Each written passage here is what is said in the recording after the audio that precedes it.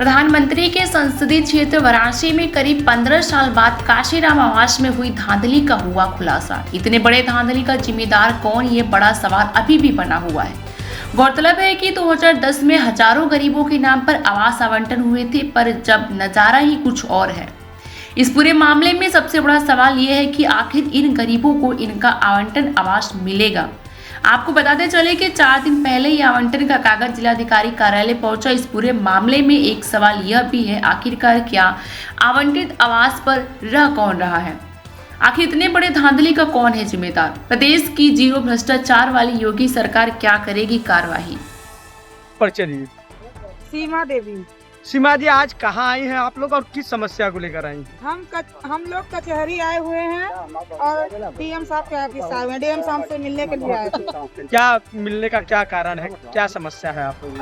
हम लोग का आवास का मतलब जो आवास का कागज आवंटन हुआ था 2010 में जी, तो वो हम लोग का कागज दबा दिया गया था, जो कि हमको अभी मिला हुआ है। तब हम लोग वो कागज लेकर डीएम साहब के पास आए हैं और हम लोग को ये मुख्यमंत्री जी से आवेदन है कि मतलब वो हम लोग को आवास जो हम लोग का कागज दब गया था उसका वो करके हम लोग का आवास दिलवाए हम लोग को। क्या इसमें अधिकारियों की भी हिला हवाली हो सकती है? इतने लंबा कार्यकाल 15 साल बीत गए।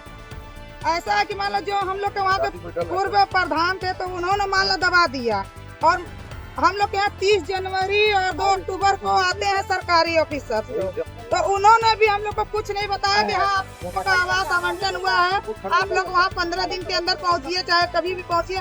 उन लोगों ने भी हम लोग को कुछ नहीं बताया, क्योंकि ये लोग कुछ रोगी हैं। इन लोग के साहब लोग आते हैं हम लोग के यहाँ 2 अक्टूबर और 30 जनवरी को। उन लोगों भी हम लोग जब भी घर के लिए बोलते थे तो वो कहते थे आप लोग का अगर टूटेगा नहीं टूटेगा तो मिलेगा, बस इतना ही बोल के रह जाते थे। लेकिन उन्होंने कभी ये नहीं बोला कि आप लोग को मिला हुआ है शिवपुर में काशीराम आवास, आप लोग वहाँ जाइए। आपको कहाँ मिला, कज्जाकपुरा में कि शिवपुर में? नहीं, काशीराम आवास है शिवपुर में। हाँ। तो आप लोग शिवपुर नहीं गए कभी? नहीं, हम लोग को मालूम नहीं था, तो कहाँ से जाएंगे? कितने दिन पहले पता चला है आप लोगों को? हम लोग को यही बस 2-4 दिन हुआ पता हुए, तो वही कागज लेके हम लोग आए अपना देने के लिए। डीएम साहब के ऑफिस में कार्रवाई करेंगे, मतलब उनके पिए हम लोग से लिए कागज, तो वो बोले कि ठीक है इस पे हम लोग कार्रवाई करेंगे। तो आप लोगों को कैसे सूचना मिलेगी? फिर भी वैसे ही रह जाए। मेरा नाम रिंकू देवी है। हम श्री गंगा कुष्ठ आश्रम में रहते हैं। काशी स्टेशन के नीचे मेरा छोटा सा झुग्गी बना हुआ है सभी 30 परिवारों का। हमारा आवास 2010 में पास हुआ था।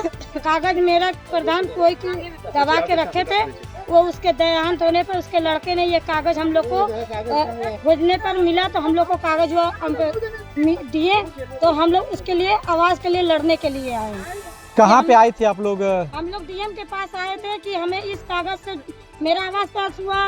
ये बोला 15 दिन का डेट है, तो हम लोग के पास तो कुछ प्रूफ नहीं था। कितने दिन से हम लोग दौड़ते आते थे जाते थे, लेकिन कोई ये प्रूफ मिला तो हम लोग डीएम के पास कागज दिए। वो कागज से हम लोग डीएम से मिले, डीएम बोले ठीक है हम कार्रवाई करेंगे। हाँ, हमें घर मिल जाए, हम खुद ही रेल के स्थान छोड़ के हमें उस घर पे चले जाएंगे। बात की जाए तो कितने लोग आप लोग आए थे यहाँ पे डीएम साहब को ज्ञापन देने के लिए? हम लोग पूरे 30 परिवार आए थे। 30 परिवार? 30 जी। कब से? 65 परिवार है, लेकिन 30 लोग अपना आए हैं। कितने दिनों से समस्या थी आप लोगों की? ये हम लोग यहाँ पर कम से कम 50 साल से बसे हुए हैं। हाँ, लेकिन पहले थोड़ा होता था, लेकिन अभी रेलवे को जरूरत है जमीन की, तो ये तो रेलवे का जमीन है, वो तो ले लेगा। लिखा पढ़ी तो हुआ नहीं है कि हम लोग अपना कर ले, तो उसको अब जरूरत है तो वो लेने आए हैं। तो रेलवे की जमीन में रहते थे आप लोग? जी, हम लोग रेलवे के जमीन में रहते। तो आप लोगों की मांग है कि कहीं और दिया जा रहा है? रेलवे आएंगे तो उसको जमीन चाहिए, वो बोले कि आप लोग को खाली करना पड़ेगा, तो हम सरकार से मांग करते हैं कि हमें आवास दे दीजिए, हम खुद ही चलते। अच्छा, मान लीजिए कि प्रधान ने दबा कर रखा, तो क्या अधिकारियों द्वारा कोई नोटिस वगैरह या कभी अधिकारी से हम लोग को कोई सूचना ही नदी द्वारा नहीं मिला। हम लोग को कोई अधिकारी भी नहीं है। आज डीएम से मिले आप लोग, तो डीएम ने क्या कहा? डीएम ने कहा कि ठीक है हम इसके लिए कार्रवाई करेंगे हम लोग। ठीक।